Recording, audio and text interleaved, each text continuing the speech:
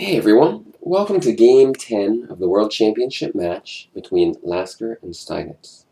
So at this point, Lasker is up 3 games and things are looking pretty good. We're going to actually look at this whole game because this is a round where Steinitz seems to go on tilt. d4, d5, c4, e6, knight c3, knight f6.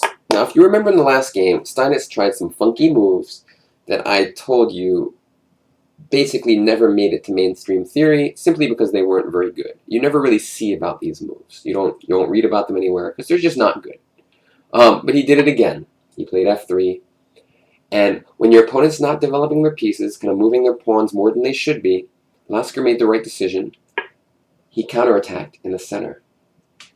So after c5, d takes, bishop takes, c takes, knight takes, White made another sort of strange move, played e4. Now, what would you do here? Would you capture the knight on c3, or would you move it away? Hopefully you guys would capture, because this creates a weakness in White's camp. So he took, White took, and then White took on c3. But now we just have an endgame where this pawn is weak. Unbelievably, by the way, on move 6 of this game, and I'm going to go back for that, Houdini already thinks that black is significantly better. On move 6 with black, look at this evaluation, 0.6 for black. Now it's at 0.8. So Steinitz played really bad. This was not a good opening. It actually prefers some weird move like queen h4 to keep the queens on the board and then knight takes. But okay, it's kind of weird. I don't blame Lasker for not doing that. Instead he took, White took on d8, the king took, the pawn took, and now black is just better because this pawn is weak. And now I want you to see how he gangs up on that pawn. He does a beautiful job of it. First he develops his pieces normally. King c7, brings the rook to the game. Knight to d3 while he moves his bishop away. f4, b6, knight f2, bishop c5, reasonable move.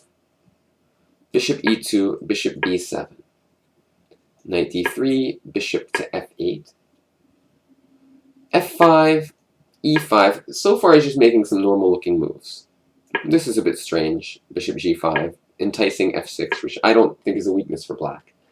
But now black's next few moves are very logical. This pawn is weak. Rook on a to c8. White castles queenside. King to b8. And now the rook is ready to be opened up against this pawn.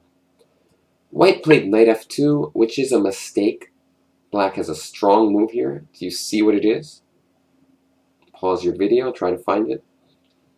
Yeah, black played the move knight to d4 because this pawn is pinned. And after bishop takes, so we're threatening the bishop we were threatening the bishop on e2 and rook takes c3.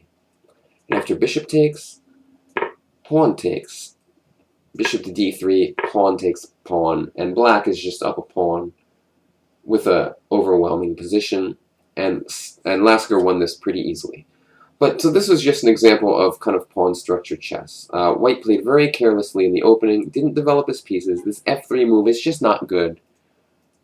And at this point, black already has a nice position and slowly built up on that c3 pawn.